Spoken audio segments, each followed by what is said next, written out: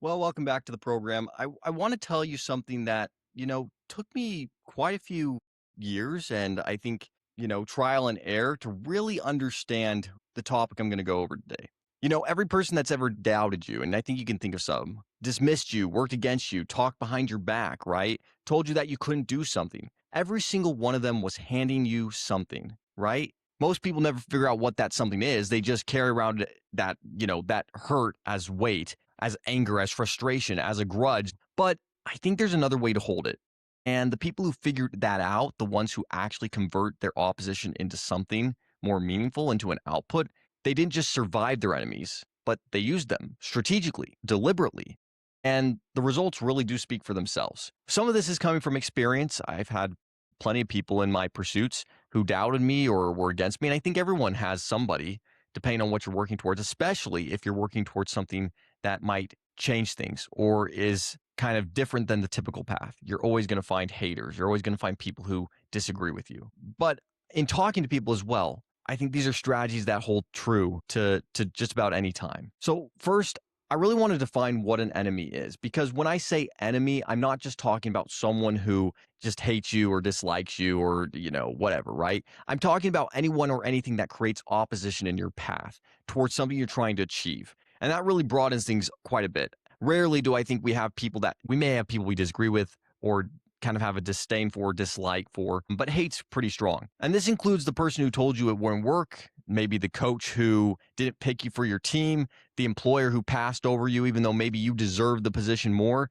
the partner who left you, the family member who doubted you, the business that turned you down, really whatever you can apply to resistance in your path. And all of it counts because all of it creates what I've been talking about, which is resistance. This key resistance is information. And that's something I want you to hold on to as we go through the rest of this episode. Most people experience resistance and go into two modes, right? And you've probably seen this whether it's in yourself or people that you know. And that is they either collapse under the weight of it or they fight in a way that really consumes all their energy and leaves them really not a whole lot for the actual building part of their life. And you've seen that. You've seen that time and time again where people just get frustrated and they let this anger, this issue with somebody else become kind of an identity for them. Here's the truth though. This form of opposition in your life is giving you data. And I don't think we think about this, but it's data about your gaps, your blind spots, your direction, your values, what you're made of. If you learn to read this data instead of just react to it, which we typically do, your enemies now become some of your most honest advisors. And I'm not saying that the way they handle things is right. I'm not trying to say or belittle somebody's feelings towards somebody, but I do think there is lessons that can be learned from the people who doubt us, even if it's not necessarily something that changes the way we interact or do things, but it teaches us more about people around us and the way we should handle them. So here's some of the signs, because I want this to be more than just mindset talk. Psychologists Richard Tedeschi and Lawrence Calhoun at the University of North Carolina spent decades researching what happens to people after major hardship. What they found is a phenomenon they named post-traumatic growth, PTG.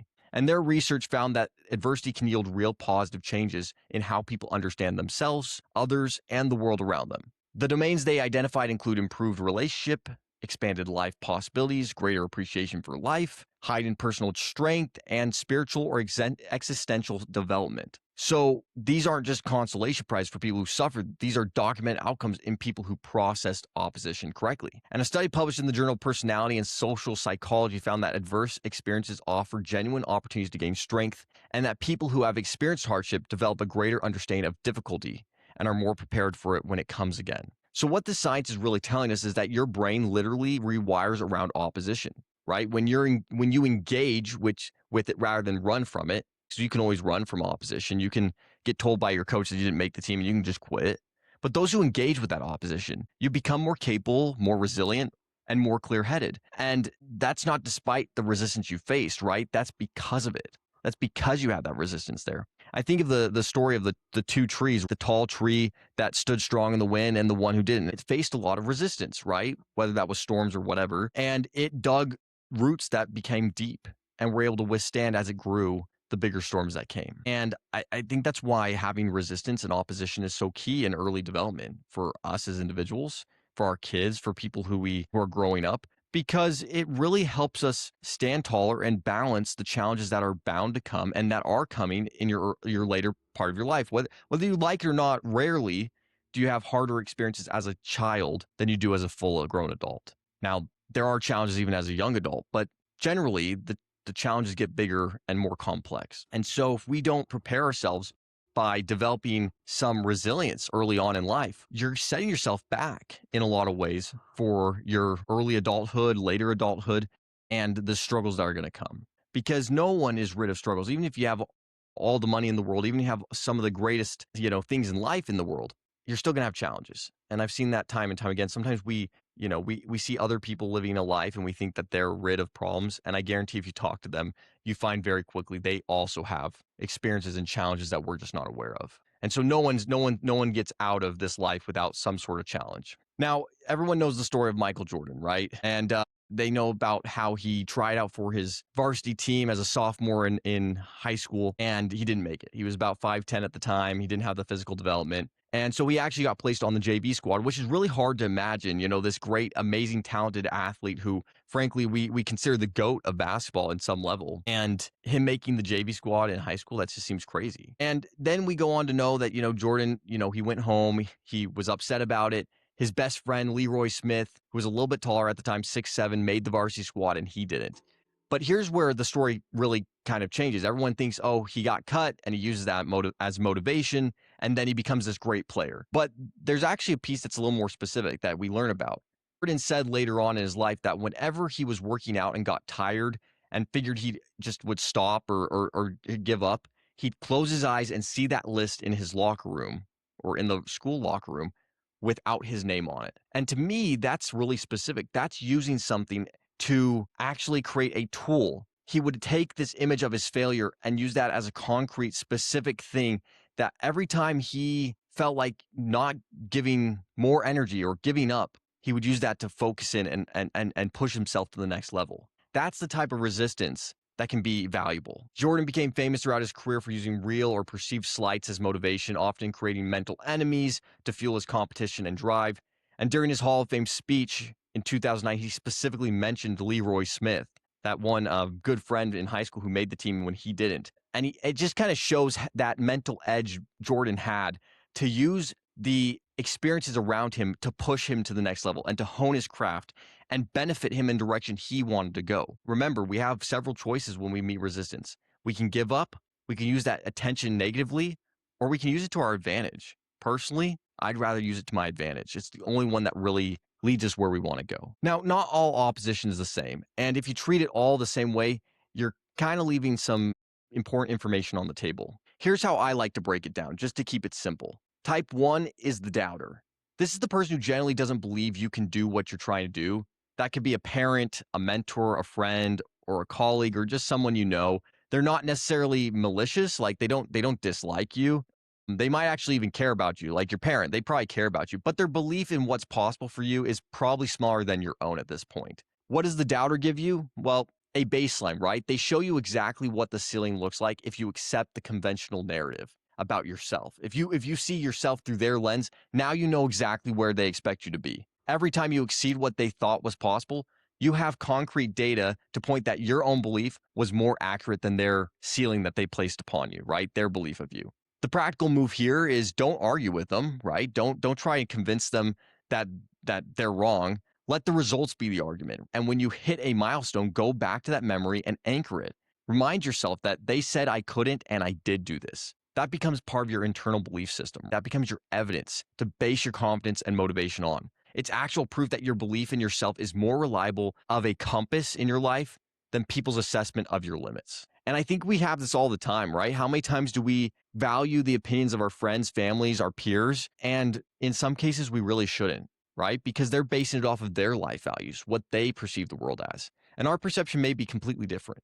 Number 2 is the competitor. This is someone who is actively trying to take what you're building, your market, your position, your clients, your territory, whatever you're working towards. They might be trying to do it ethically, or they might not be doing it ethically. Maybe they're not playing fair.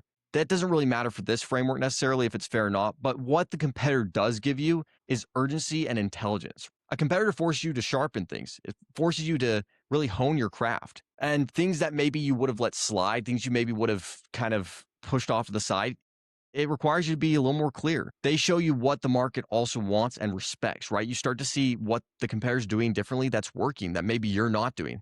They push you to operate at a level you might not have reached without that pressure. The practical move here, study them without obsessing over them, right? Because it can go too far. You can start to obsess where you study every little detail and you think, hey, I've got to completely change my model because they're doing it that way and it's working for them. It's kind of like the fine dining pizzeria, some place that serves high class brick oven pizzas. It tastes amazing. Customers love what they do, and trying to compete with the Little Caesar who's selling a $5 pizza. Both are great. They just do something a little different. Are they competitors? Definitely. They both sell pizza.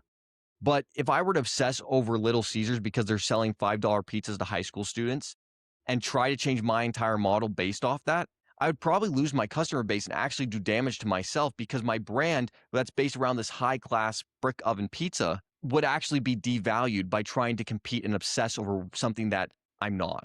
But there are probably lessons to be learned from that competition. Maybe I can do things a little more efficiently. Maybe I can operate a little bit faster. Maybe my customer service can be a little bit better, right? There's things we can fine tune from that competition. So study them, don't obsess over them, see what they're doing well, what they're not doing well, find the gaps where you can succeed and use that to your advantage. Type 3 is the circumstance. This one is typically the hardest to work with because it doesn't have a face and it's a market crash or a health crisis or a deal that falls apart. It's the life circumstances that just happen to us all. And what this circumstance can give you, it's redirection, right? It's often the most valuable redirection you'll ever get. And it's something you probably wouldn't have done had this not occurred to you. I've talked to a lot of people who've built real things to see a pattern. Almost universally, there's a chapter in their story where they thought they wanted, and then they had a specific thing they wanted, and then it got taken away or blocked. And the funny part is that when they break it down, often what came after was better than what they were originally chasing. It wasn't always immediate. Sometimes it was painful or it happened really slowly. But looking back, that closed door actually became the best thing that ever happened to them. And it put them in the right direction that they didn't necessarily know they needed. So the practical move here is don't be so fast to declare that you've lost or that you failed because there's so much that is unknown at this point. At some point, you might actually see it's a win. There's this parable of the old Chinese farmer, and it basically goes where, I don't know how the exact poem in front of me, but this old farmer, everybody in the town, things aren't going the right way. There's a famine. There's a war that comes, and in every example, the farmer's able to see that there's actually a positive to what happened. I believe, his son's riding a horse, and the horse bucks him off, and he breaks his leg, and everyone in the town says, "Man, that's terrible. He can't walk, he can't do." And then there's a war that comes, and because his son broke his leg, he didn't get taken off to war. And so the farmer just says, "Maybe we'll see." When everyone's freaking out, everyone's losing and panicking around him, the farmer stays strong and steady and realizes that life hands us a lot of different circumstances. And sometimes the best thing we can do is wait and see for the real outcome to show. And I think that's the best thing you can do in these type of circumstances. So here's the actual framework I want you to use, because if you're not walking away with something you can do, what are you really doing? Step 1, extract the information before the emotion expires. When you experience opposition, right when it happens, while it still stings, while it hurts, write it down. Not in your journal, not in some elaborate reflection, just raw facts. State what happened, what was involved, what was said or done, what was the decision that went against you. You want to capture this while it's fresh because the sting is actually the information. It's kind of the raw emotional feelings. The places that hurt are usually the places you care the most about. And that's where you're going to feel that's where you're going to learn the biggest lesson. If it hurt, it probably means that's something you need to work on.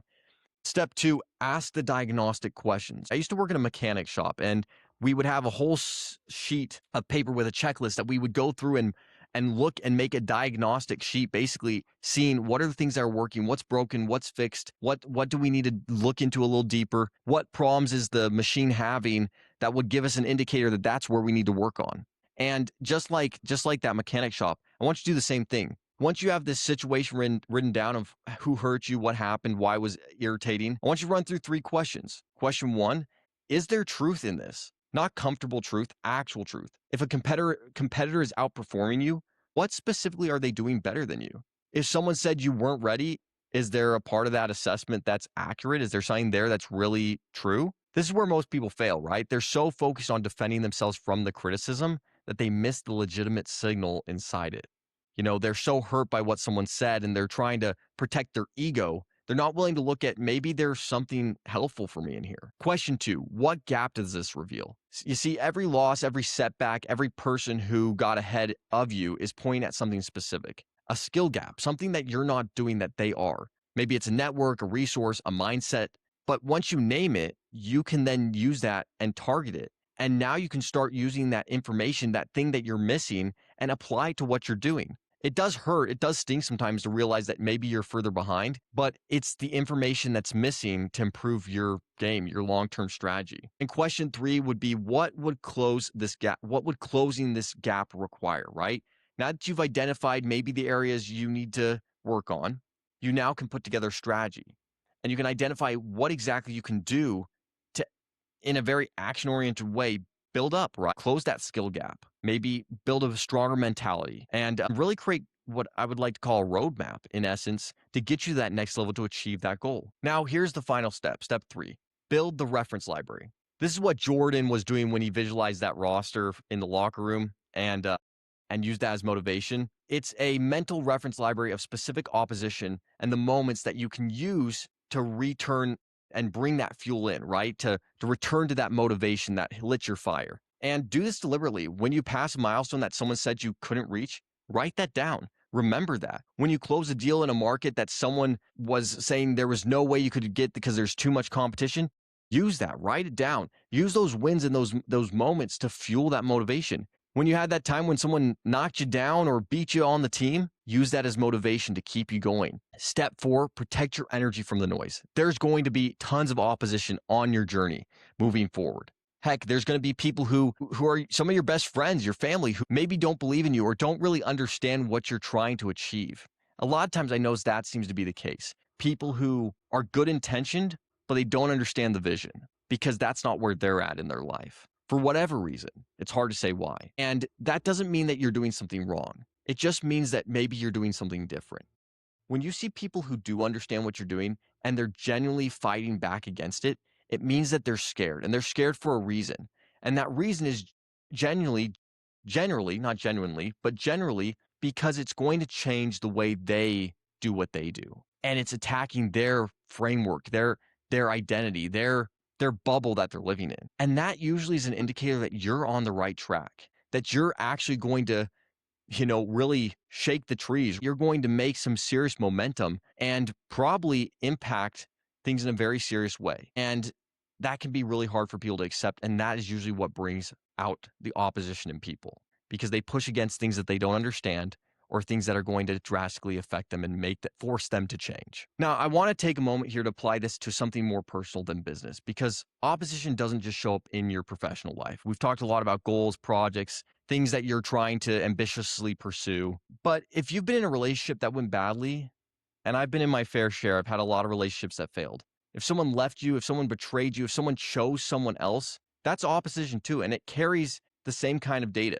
It's something you can still learn from. The question can't just be, why did that hurt? The question is, what did that reveal about what I actually need? What did it show me about what I was or wasn't bringing to this relationship? What did it tell me about the standard I'm holding for myself? And I remember several relationships where I allowed myself to be personally very identity driven and tied to this individual, to several individuals. And what I learned about myself was one, I had to see the person for who they really were, right? Not the person I wanted them to be. Sometimes we apply our own perception onto other people and they can't ever live up to that perception because it's not who they really are. But sometimes when we're so busy trying to prove that to ourselves, try to prove that they're the right person for us or that, they are who that we want them to be, we actually just cause this big divide.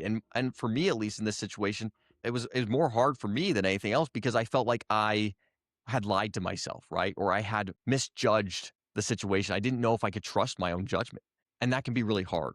But what I learned was that I have to be able to see things for what they really are, not for always what I want it to be. And that was a good and important lesson I need to learn, especially for business, but also to apply it into other relationships I had moving forward.